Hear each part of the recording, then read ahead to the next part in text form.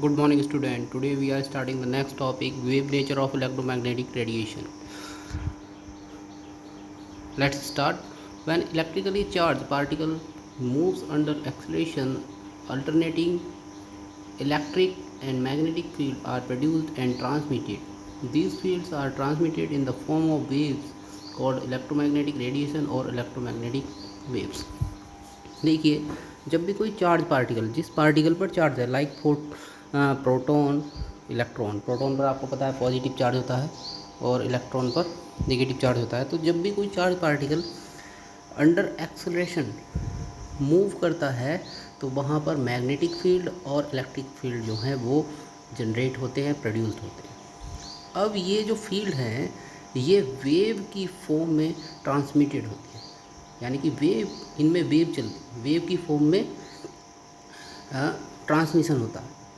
ठीक है, तो इस तरह के रेडिएशन को इलेक्ट्रोमैग्नेटिक रेडिएशन कहा जाता है। चार्ज पार्टिकल का इलेक्ट्रोमैग्नेटिक रेडिएशन। क्लियर। अब इसकी कुछ प्रॉपर्टी हैं। Properties the electromagnetic waves electric and magnetic field produced by oscillating charge particle are perpendicular to each other. अब जो ये इलेक्ट्रिक फील्ड और मैग्नेटिक फील्ड जनरेट हुए हैं, प्रोड्यूस्ड हुए हैं, ये एक दूसरे के परपेंडिकुलर होते हैं। तो इनमें से कोई से भी एक फील्ड ले ले तो उसमें वेव किस तरीके से चलती है वो आपको वेव दिखाई दे रही होगी। इसमें ऊपर की ओर क्रस्ट होता है, नीचे की ओर थ्रो होता है, और एक क्रस्ट से एक थ्रो के बीच की डिस्टेंस को वेवलेंथ कहा जाता है, इसको लैम्डा से रिप्रेजेंट करते हैं। ठीक है, आगे चलते हैं। कुछ फॉर्मूलाज हैं वो याद रखने हैं आपको। Velocity of light, the distance travel by a wave in 1 second is called velocity of wave. It is denoted by the letter C, small C से इसको रिप्रेजेंट किया जाता है लाइट की वेलोसिटी को, और इसका फॉर्मूला आता है C is equal to nu lambda, जहाँ पर सी वेलोसिटी ऑफ लाइट है, सी है और इसकी वैल्यू होती है 3.0 × 10⁸ मीटर पर सेकेंड। न्यू फ्रीक्वेंसी होती है और लैम्डा यहाँ पर वेवलेंथ है। ठीक है, नेक्स्ट है वेव नंबर। वेव नंबर को न्यू बार से रिप्रेजेंट करते हैं, इसके ऊपर जो साइन लगा हुआ है इसको बार बोलते हैं, nu bar. It is defined as the number of wave length per unit length, common unit is centimetre inverse. ठीक है, तो वेव लेंथ के इनवर्स को ही वेव नंबर बोलते हैं, और इसको जनरली जो है कैलकुलेट करते हैं हम सेंटीमीटर इनवर्स में। ठीक है, ये आपको याद रखना है। Next, the arrangement of different type of electromagnetic radiation in the increasing order of the wavelength and decreasing order of the frequency is called electromagnetic radiation। यानी कि जितने भी तरह के इलेक्ट्रोमैग्नेटिक रेडिएशन हैं, अगर उनको हम उनके वेवलेंथ के इंक्रीजिंग ऑर्डर में और फ्रीक्वेंसी के डिक्रीजिंग ऑर्डर में अरेंज कर दे तो वो जो एक स्पेक्ट्रम उनको दिखाई देगा वही इलेक्ट्रोमैग्नेटिक रेडिएशन कहलाता है। अब आगे चलते हैं वो किस तरीके से होता है। ये देखिए आपको दिखाया गया है। सबसे पहले जो वेवलेंथ होती है, सबसे कम वेवलेंथ की जो रेडिएशन होता है कॉस्मिक रेज, उसके बाद आता है गामा रेज, उसके बाद आता है एक्स रेज, उसके बाद अल्ट्रावायलेट रेज, उसके बाद विजिबल, उसके बाद IR रेज, इंफ्रारेड जिनको बोलते हैं, उसके बाद माइक्रोवेव्स, उसके बाद रेडियो वेव्स। तो आपको ये इनकी रेंज याद नहीं रखनी है, लेकिन इनका सीरियल याद रखना है कि कॉस्मिक रेज के बाद कौन सा रेडिएशन आता है, गामा रेज के बाद कौन सा आता है, इस तरीके से। ठीक है, फ्रीक्वेंसी भी इसी तरीके से आपको याद रखनी है। जैसे जैसे वेवलेंथ इंक्रीज़ होती है वैसे वैसे फ्रीक्वेंसी डिक्रीज़ होती चली जाती है। अब अल्ट्रावायलेट रीजन को भी डिवाइड किया गया है रीजन में, एंगस्ट्रॉम में। इसकी जो रेंज होती है 4000 एंगस्ट्रॉम से 7600 एंगस्ट्रॉम के बीच की इनकी रेंज होती है अल्ट्रावायलेट रीजन की। ठीक है, कुछ यूनिट है वो आपको याद रखनी है। 1 angstrom is equal to 10⁻⁸ centimetre होता है, या 10⁻⁻10 मीटर होता है। 1 nanometre is equal to 10⁻⁹ metre, या फिर 10 एंगस्ट्रॉम होता है। ये वैल्यू आपको कुछ याद रखनी है। ठीक है, इसके बाद बात करते हैं कुछ न्यूमेरिकल क्वेश्चन हैं पीछे के फॉर्मूले के। ठीक है, वेलोसिटी ऑफ लाइट पर और वेव नंबर पर ये फॉर्मूले हैं। फॉर्मूले के ऊपर ये क्वेश्चन दिए गए हैं, ये क्वेश्चन आपको सॉल्व करके देखने हैं। ठीक है, 3 क्वेश्चन हैं, तीनों ही बहुत आसान हैं। नेक्स्ट है Max Planck quantum theory. This is very important theory. The salient feature of this theory are as follow. Number 1, radiation energy is emitted or absorbed in the form of small energy bundle or energy packets known as quanta or photons। Very important. देखिए, max Planck ने ये बताया कि जो radiation होता है इसमें जो एनर्जी एमिट होती है या एब्जॉर्ब होती है वो एनर्जी के बंडल के फॉर्म में होती है या उनके पैकेट के फॉर्म में होती है, जिनको हम क्वांटा या फोटोन बोलते हैं। और हर एक फोटोन की एनर्जी जो होती है वो E is equal to h nu होती है, जहाँ पर E जो है वो फोटोन की एनर्जी है। फॉर्मूला दिखाई दे रहा होगा आपको। न्यू फ्रीक्वेंसी ऑफ रेडिएशन है, एच प्लैंक कांस्टेंट है जिसकी वैल्यू होती है 6.626 इंटू 10⁻⁻34 जूल सेकेंड। ये आपको याद रखनी है।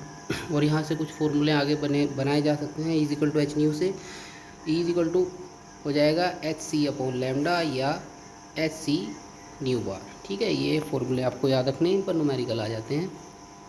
इसका थर्ड पॉइंट है बॉडी कैन एमिट और absorb energy only in an integral multiple of quantum. thus radiant energy can only be emitted as h nu, 2h nu and so on. Energy can never be absorbed or emitted in the fraction of a quantum, that is 1.6 h nu, 3.75 h nu etc. मतलब ये है कि कोई photon जो energy absorb करता है या emit करता है, ठीक है, तो वो जो है वो एक इंटीग्रल मल्टीपल की फॉर्म में करेगा।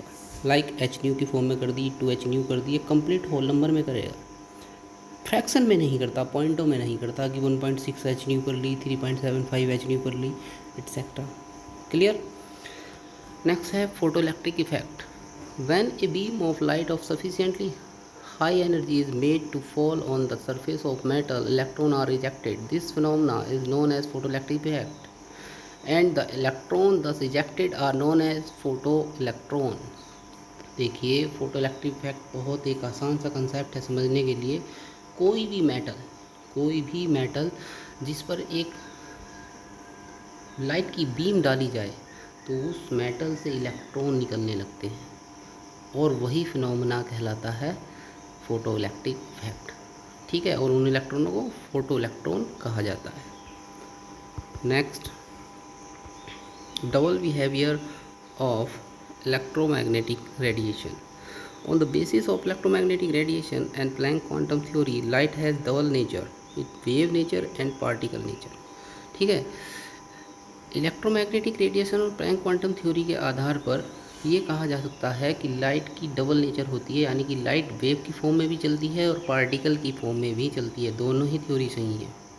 ठीक है, अब आता है स्पेक्ट्रम। स्पेक्ट्रम क्या होता है? When A ray of white light passes through a prism, a series of color band is obtained. This series of color band is called spectrum। जब एक प्रिज्म से एक सिंपल लाइट को गुजारा जाता है तो एक कलर की सीरीज़ का एक बैंड हमें मिलता है और उसमें कलर जो होते हैं वे होते हैं विजियोर, यानी कि violet, indigo, blue, green, yellow, orange, red. तो ये जो कलर बैंड हमें मिलता है इसी को ही स्पेक्ट्रम कहते हैं। क्लियर। अब हमें यहाँ पर जो हम चैप्टर पढ़ रहे हैं पर एटॉमिक स्ट्रक्चर, तो हमें यहाँ पर एटॉमिक स्पेक्ट्रा पढ़ना है और एटॉमिक स्पेक्ट्रा को सीखने के लिए हमें स्पेक्ट्रम का पता होना ज़रूरी है। तो सिंपल ये है कि किसी सिंपल लाइट को अगर हम किसी वाइट लाइट को प्रिज्म से पास करा दें तो उसके कलर बैंड जो शो होते हैं उसको ही स्पेक्ट्रम कहा जाता है। अब एटॉमिक स्पेक्ट्रम क्या होता है इसको समझते हैं।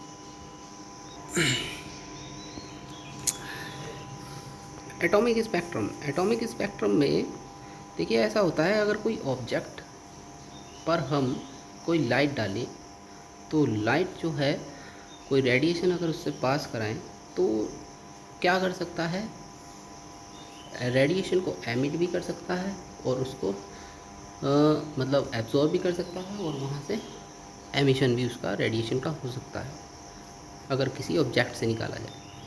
तो जो ऑब्जेक्ट है वो किसी मटेरियल से बना हुआ है, उसमें कोई ना कोई एटम्स होगा, ठीक है। तो यहाँ पर क्लियर है कि कोई एटम एंड रेडिएशन जो है वो एब्जॉर्ब कर सकता है या एमिशन कर सकता है रेडिएशन। तो एब्जॉर्प्शन और एमिशन क्या होता है वो हम नेक्स्ट वीडियो में सीखेंगे। आज आप सिर्फ double behaviour of electromagnetic radiation तक या स्पेक्ट्रम तक पढ़िए, एटॉमिक स्पेक्ट्रा, और कल क्लियरली हम स्टडी करें। Thank you.